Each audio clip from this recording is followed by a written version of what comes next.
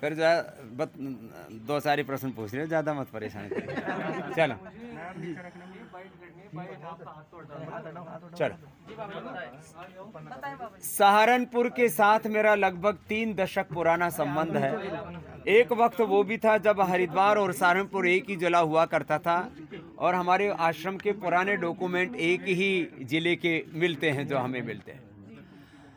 आज सहारनपुर में हमने पतंजलि मेगा स्टोर की ये और उसके साथ में ही पतंजलि परिधान, पतंजलि चिकित्सालय एक साथ है 3 मंजिल का एक बहुत ही भव्य दिव्य स्टोर खोला है। ऐसे लगभग 5000 स्टोर्स पतंजलि के हैं और 5 लाख से ज़्यादा हम शॉप्स पर डायरेक्ट डिस्ट्रीब्यूशन करते हैं। पतंजलि के सामान यूँ 10 लाख से ज़्यादा दुकानों पर मिलते हैं, लेकिन क्योंकि पतंजलि मेगा स्टोर यहाँ 1000 से ज़्यादा पतंजलि के प्रोडक्ट्स उपलब्ध होते हैं। किसी दुकान में ये प्रोडक्ट उपलब्ध होंगे तो फिर वो दुकान में दूसरी चीज़ें कहाँ रखेगा।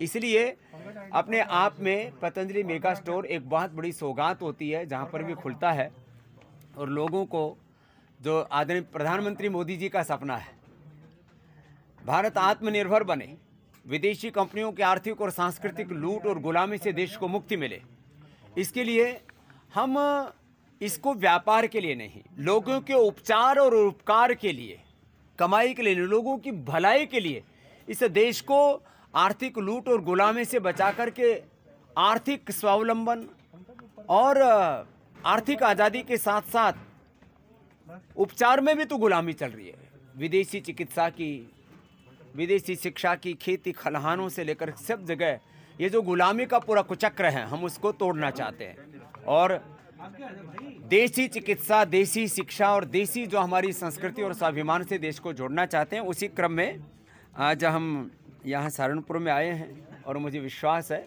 यहाँ के लोग इससे ज़्यादा से ज़्यादा लाभान्वित होंगे। यहाँ के लोगों का जो प्रारंभ से हमें बहुत प्यार और आशीर्वाद मिला है, तो उसी की ये सौगात देने के लिए आज बहुत शीघ्रता में 2 दिन पहले मेरे पास विवेक आए थे कि स्वामी जी अब उद्घाटन करना। मैंने कहा बेटे अलग से मुश्किल है, आज हम गीता जयंती के लिए भी आगे हरियाणा में प्रोग्राम है, तो कोरोना काल में भी जो है हमने अपनी गतिविधियों को और शिखर आरोहण दिया है। आप सबकी जानकारी के लिए पतंजलि हो या रुचि सोया हो, दोनों को ही हमने बहुत प्रामाणिकता से संचालित किया है और पतंजलि ने और रुचि सोया ने सफलता के नए आरोहण पाए हैं। बहुत जल्दी ही हम इसमें कुछ नया भी करने जा रहे हैं। पतंजलि में भी बहुत कुछ नया होगा और रुचि सोया में भी बहुत कुछ नया होगा और आगे हमारा बहुत बड़ा लक्ष्य है कि पतंजलि और रुचि सोया के माध्यम से इस देश की अर्थव्यवस्था में, इस देश को आर्थिक स्वावलंबन बनाने की दिशा में हम एक बड़ा योगदान दे पाएँ, तो उस दिशा में भी हम आगे बढ़ रहे हैं और नए वर्ष पर कुछ नई घोषणाओं के साथ भी आपसे जल्दी मिलेंगे। बाबा जी जैसे किसान जो है उस पे है, सड़कों पे है, आंदोलन हो रहा है, तो क्या लगता है कि केंद्र सरकार सुन नहीं रही है? किसानों का एक बहुत ही संवेदनशील मुद्दा है और मुझे लगता है इसमें और ज़्यादा लंबा नहीं खींचना चाहिए आंदोलन को। कुछ बातें सरकार को और कुछ बातें किसानों को मान करके एक बीच का रास्ता इसमें ज़रूर निकालना चाहिए। अन्नदाता का भी किसी प्रकार से तिरस्कार ना हो और सरकार जो करना चाहती है एग्रीकल्चर रिफॉर्म्स, और आज पूरी दुनिया में सभी क्षेत्रों में क्रांति हो रही है, तो कृषि क्षेत्र में भी 2 तरह से विकास की संभावनाएं हैं। एक, किसानों को नए अवसर उपलब्ध करा करके, दूसरा उनको उन्नत तकनीकी, उन्नत बीज, सही बाजार उपलब्ध करवा करके उनकी उपज को बढ़ा करके और उपज का मूल्य भी मिले, इसलिए एमएसपी की बात हो रही है।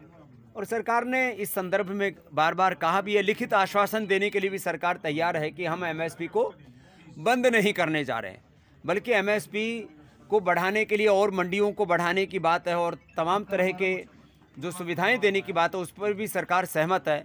मैं आश्वस्त हूँ कि ज़रूर कोई ना कोई रास्ता जल्दी निकलेगा और ये गतिरोध खत्म होगा, क्योंकि इस गतिरोध से जहाँ एक और किसानों की भी आगे हानि होने की संभावना है, क्योंकि आगे अब फसल भी आएगी और उसमें निराई गुड़ाई से लेकर के बहुत तरह की उनको दिक्कतें आने की संभावना है।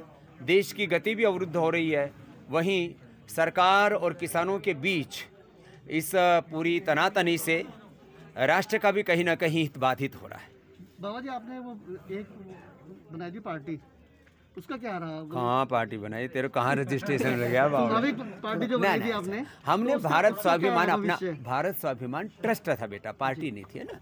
तो भारत स्वाभिमान आज भी हमारा एक ट्रस्ट है, न्यास है, और वो भी आज भी पूरे देश में योग का, आयुर्वेद का, स्वदेशी का, वोकल फॉर लोकल का ये जो पूरा आंदोलन है, भारत को आत्मनिर्भर बनाने का जो आंदोलन है, वहाँ आज भी भारत स्वाभिमान का मुख्य लक्ष्य है और उस दिशा में हम कार्य कर रहे हैं। और 600 जिलों में 5000 से ज़्यादा तहसीलों में 2.5 लाख गाँव में हम लोग आज भी अपने सेवा कार्यों को आगे बढ़ा रहे हैं। ठीक है भाई।